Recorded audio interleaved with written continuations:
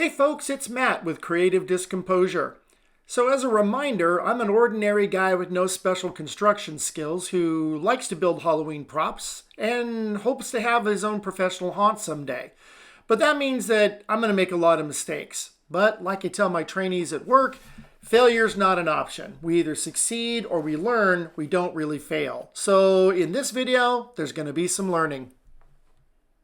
So this project is going to be a wreath that's made with small skulls and great stuff foam. The end product is going to look like the skulls are in a ring of glowing, burning embers. So I got a piece of cardboard about the width of my work table, which is also a door blank that I bought from Home Depot. Using my tape measure, I find the center of the cardboard. I drilled a hole in a handle of a mixing stick and secured it to the center mark of the cardboard.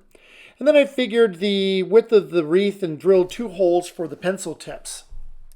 Now, because I didn't use the length of the skull to determine the width of the circle, I have to drill a 3rd hole, draw another circle.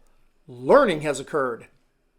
I put plastic wrap over the cardboard so that the great stuff foam doesn't stick to the cardboard. And then after putting some batteries inside of the light string that I'm going to use to make sure that it works, I'm going to tape that light string down to the plastic wrap. I sprayed the great stuff foam around in a circle following my trace lines. Now after the foam dried and I peeled off the plastic from the back, I really don't like how it left all the wires and things exposed. Now I am pleased about the illumination from the front, but this stuff in the back, this is just a problem. I went ahead and painted the wreath red in between the skulls and then black over the entire thing. Pretty happy with the paint job. Hey, guess what they sell over at Michael's and Hobby Lobby over in the florist department for, oh, I don't know, making wreaths. These cool round metal things. Now I'm going to take the cover off the battery case, and then I'm going to use these mini zip ties that I got from Home Depot to secure a new string of lights on the metal wreath frame. So now that we have everything secured in place with the zip ties, I'm going to trim off those tabs, and then I'm going to elevate the frame using tiny blocks of regular foam. Notice I also put down that plastic wrap again. Now this time when I sprayed the great stuff foam around the circle, I encompassed the entire frame, then put all of the skulls in place. Notice how that circle looks a lot more symmetrical.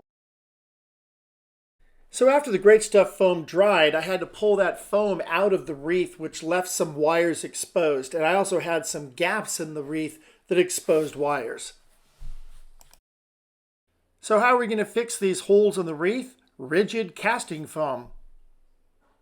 So now the rigid casting foam is dry. We're going to trim this down, sand it down, and then I had to dig out some of the foam that was around the battery case to be able to get the lid back on. So after the same paint job that we did before with the red and the black, here it is in regular light and in dimmer light and in the dark.